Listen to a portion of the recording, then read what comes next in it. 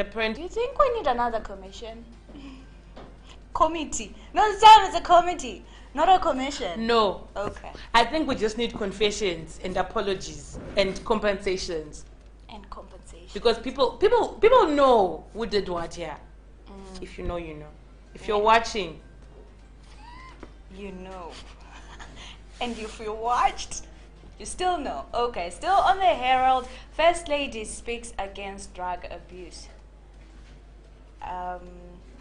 Okay, so the story reads, Icked by the deteriorating social fabric in Epworth, characterized by rising cases of drug abuse, prostitution and child marriages, among other forms of abuse, First Lady Auxilia Mnangagwa yesterday mobilized churches and visited the sprawling settlement. A good number of children in the area have dropped out of school, choosing to live on menial jobs and vices like prostitution and thuggery.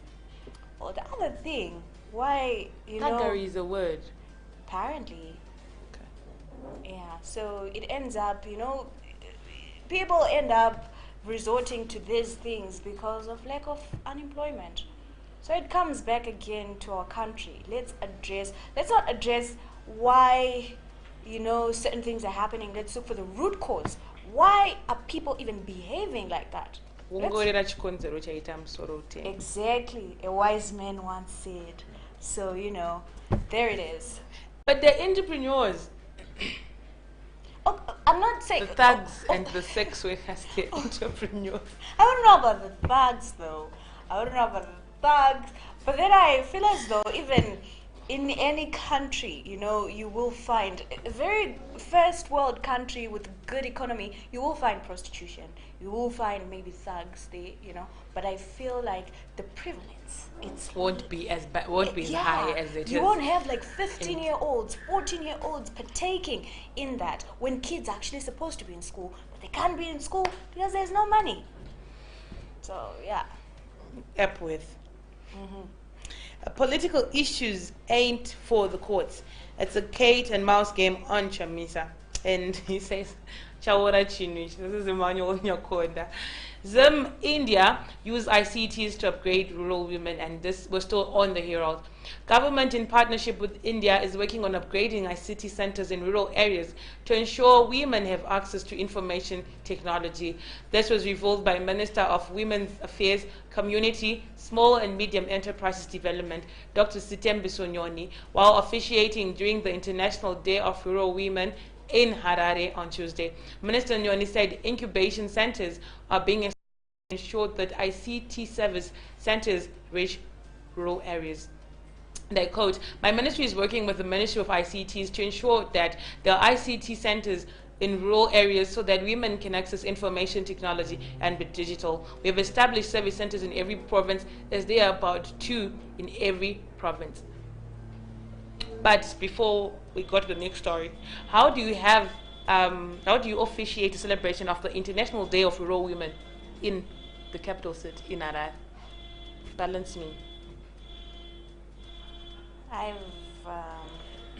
This is a question which we can ask Stembish. Yes. But anyway, we thank them for the initiative, and hopefully that maybe by year 2030, at least the women and even the children and men in rural areas will have access to information. Of course. So still on the Herald, media urged to be accurate and factual. Media reports on government's re-engagement with Western countries being led by President Mnangagwa should be accurate and progressive for the benefit of Zimbabweans, Information Publicity Broadcasting Services Minister Monica Mchangwa has said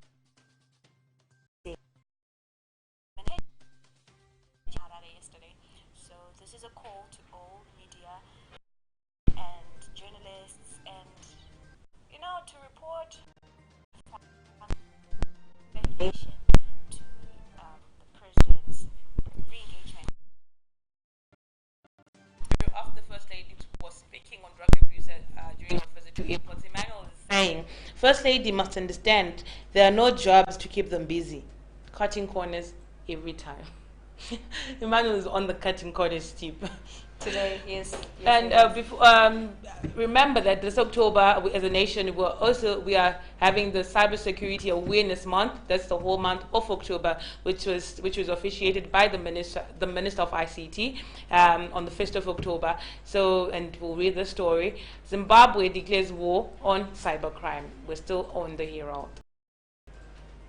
The threat of cybercrime to national critical infrastructure calls for tough response mechanisms to the danger that is on the rise globally, a cabinet minister has said. Cybercriminals seek to exploit human or security vulnerabilities in order to steal passwords, data, or money directly. The most common cyber threats include hacking of social media and email passwords. ICT, Postal and Courier Services Minister Kazembe on Tuesday said cyber threats were on the rise, with the perpetrators also getting increasingly sophisticated and difficult to mitigate. So moving on to the daily news. Bill gives Info Minister too much power, says journalists. The Zimbabwe Media Commission ZMC bill gives the Information Minister too much power, and the minister must be totally removed from running its affairs, journalists and other media stakeholders have said. This emerged at the public hearing by the Parliamentary Portfolio Committee on Media, Information and Broadcasting Services in Bulawayo on Tuesday. The bill, gazetted in August 1, is set to replace IPA, with its major objective being to protect the rights to freedom of expression and the media as enshrined in the Constitution. Contributing to the hearing, media stakeholders said the bill in its current form gives the Information Minister too much power to overrule the Media Commission. I think that's the problem I have with most of these commissions and organizations in Zimbabwe. Can they be no political interference? You know, like what happened with the chevrons and the lady chevrons, whereby there was political interference in the Zim Cricket Council, hence that led to our suspension and failure to go to the T20 qualifiers and the World Cup. I think that we need to have commissions and borders whereby the government does not interfere. They only interfere when there's a need, not to actually be given power that the Information Minister can also overrule the Zimbabwe Media Commission. Because, well, I'm talking passionately because this affects me. Yes, indeed, that's true. Nurses to report for duty once a week, and this is a story running in the Daily News. Nurses who recently declared incapacitation have resolved to report for duty once a week, a situation that will worsen further service delivery at public hospitals that were also deserted by doctors 47 days ago. Until recently, the nurses have been going to work 2 or 3 times a week, but Zimbabwe Professional Nurses Union, ZPNU, Secretary General Douglas Chikobu told the Daily News that they were no longer in a position to do so due to depreciating salaries. So it's day 47 of the doctor's 100-day incapacitation. So they're going to be reporting once a week? Once a week. Judy.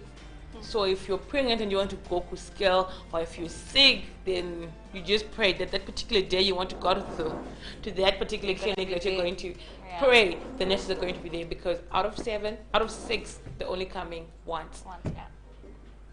Still on the same paper, Concord throws out bearded pupils application. Okay, that's interesting. And the story they read, the Constitutional Court has thrown out a request by a St. John's College student who is challenging a High Court and Supreme Court directive for him to shave off his beard in line with the Learning Institution's Code of Conduct. The student's father, Muhammad Ismail, in his court papers accused the school of discriminating against his son because of his religious beliefs.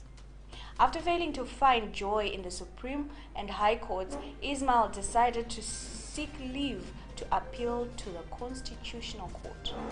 Wow.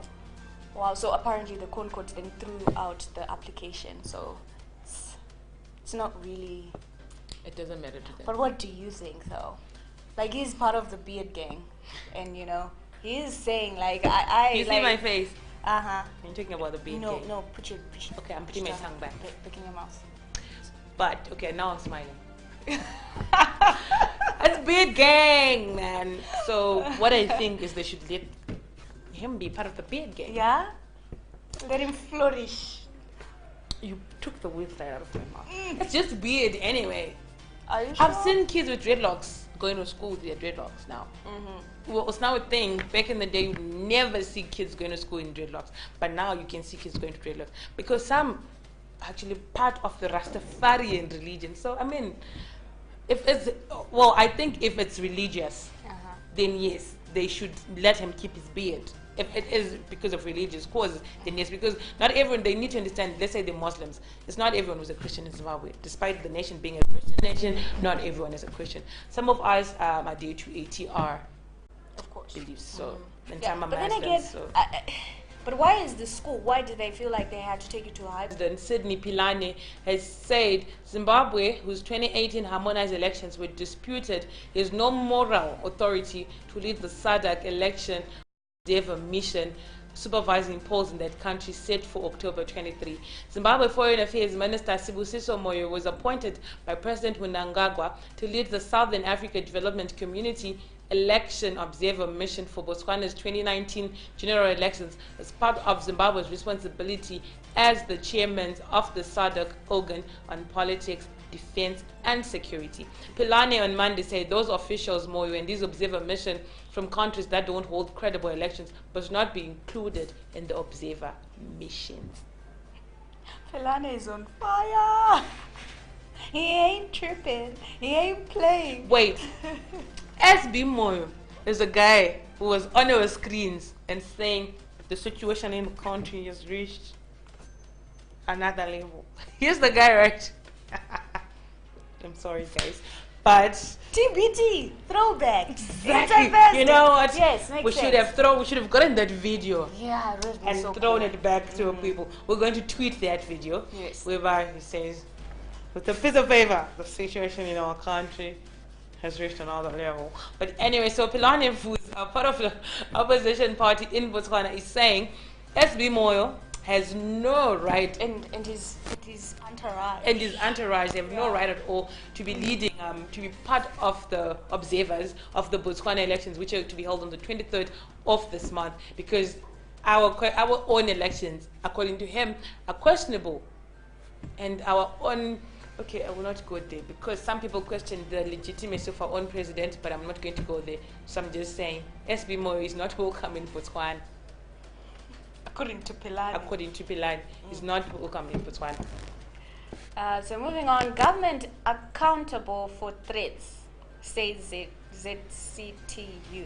Okay, so Zimbabwe Congress of Trade Unions, ZCTU President Peter Mutasa, who claims to have received threatening messages over labor strikes recently, says government has a duty to arrest perpetrators of such crimes. Mutasa and ZCTU Secretary General Japhet Moyo may have been targets of the threat since organizing the January 2019 strike against a sharp fuel price hike that had been announced by President Emerson Mnangagwa. So Mutasa is saying that, government should bring to book these people that are actually sending him threats. And okay, I don't know. Like it's living in Zimbabwe can be tiring sometimes. Draining. And especially when you're in the unions, when you're in the media fraternity, and when you are part of the opposition or an activist, because it's like you have to be for whatever is going on. You can't be against it. But here are people actually, in a way, for me, I believe like ZCTU is also a voice for the voiceless, because they stand for the other workers and everything. And now what our very own government and local authorities should be doing for our own health facilities. But anyway, we send our shout out and appreciation to the WeCare organization, because trust me, I know no one would want to give birth if there's no power. Imagine. But it's none of my business. Emmanuel is going on and says, Reconstruction Act must be dropped. No investor will come. They have loads of issues to unlock confidence. That's true. And then he's also saying it never rains on Moyo. Kiki. Oh, wait, is the guy we had protesters outside waiting for him to come out, right? In England. You know what? Maybe he should change his surname. You know what I'm gonna ask you next? No. Okay. To who? Like Smith. Ooh, okay. Like SB Smith. Okay. I like how that sounds. Oh, SB Mugabe. I'm saying, like, at least you should change it to something else. That's all I'm trying to say, guys. Don't get me wrong. Okay, so no comment. Moving on to the next story. Power cuts exacerbate Masvingo water crisis. So these are some of the effects that we continuously feel on a day-to-day basis. Okay, so that's where the story begins there. Okay, the water crisis in Masvingo has deepened as some suburbs have gone for months without water. Masvingo United Residents and Ratepayers Alliance, Mura, has said. Masvingo Mayor Colin Maboke attributed the water problems to, among other things, excessive load shedding. Okay, so I'm not going to go through the rest of the story, but basically what the story is saying is that power cuts are leading to, water crisis in Masvingo. Yes. Emmanuel is saying he was poured holy water. He's talking about SB more in England. And from the news there, this one is an interesting headline. Chamisa itches for clash with ED. Newsday, though, they are doing the most with their headlines. Opposition MDC party leader Nelson Chamisa yesterday said the country was drawing to a tipping point as shortages of key commodities persist, while the collapse of the local currency and rising inflation has sent the cost of living going up quickly. Zimbabwe is facing its worst economic crisis in a decade, underpinned by shortages of fuel, medicine, and bread, among others, while rolling power cuts have seen industry and households go without power for up to 20 hours daily. The Southern African nation's public health sector faces collapse in the wake of doctors and nurses' strike, while some state workers on Monday said they were unable to go to work anymore due to high transport costs, leaving government services under threat. Chamisa said the unraveling situation in the country was the fault of the ruling ZANU-PF party. Speaking at a press conference in Harare yesterday, Chamisa's spokesperson Nkululeko Sivanda said youths should take charge of the struggle to end the crisis being caused by ZANU-PF. And I quote, President Nelson Chamisa is concerned with the deteriorating situation in the country and recognizes the urgent need for the people of Zimbabwe to engage this crisis immediately, he said. That does sound like itching for a fight. Well, I was about to say this. Or everyone has a spokesperson when they die. Do you want to be my spokesperson? I'll be your spokesperson. Are you trying to say I'm going to die before you? I'm not saying that, whichever way though. Or you want or do you want to be my spokesperson now? And now that I'm alive, you know? Even in death I will. Like, so Mave, do you think I was like, Mave once She should I said say once she mausoleum? Should I say wanted or once? Mave wants a mausoleum. Magic, you know. No, but honestly, do people that. always have spokespersons? I think so. Apparently, I think important people have spokespersons. We are important. I think. I'd like to think so. You're important to me. Important. Okay. And Godi, have you seen his followers? That's pretty important to them. Yeah. I'm sorry. HSB in doctors' salary payment boob. What does that even mean? Nicole? Oh, sorry. Please. In what could be a major bungling on the part of the Health Services Board, HSB, some striking medical doctors were paid their salaries despite being absent from duty since last month, while many did not get the salaries. Yesterday, doctors at Parinyachpa Group of Hospitals confronted management over the non-payment of their salaries amid indications that doctors, mostly from Harare Central Hospital, had been paid despite being away from duty like the rest. Yesterday was the official pay date. So this guy is saying, how come the other guys got paid, but those guys don't get. The other guys from the Padre-Nyatwa group of hospitals didn't get paid. But I must say, Newsday, their headlines though. I was really waiting for the last part, but then I never heard it. It's fine. Yeah, so. It was just a headline, Yeah. not the actual story. Apparently.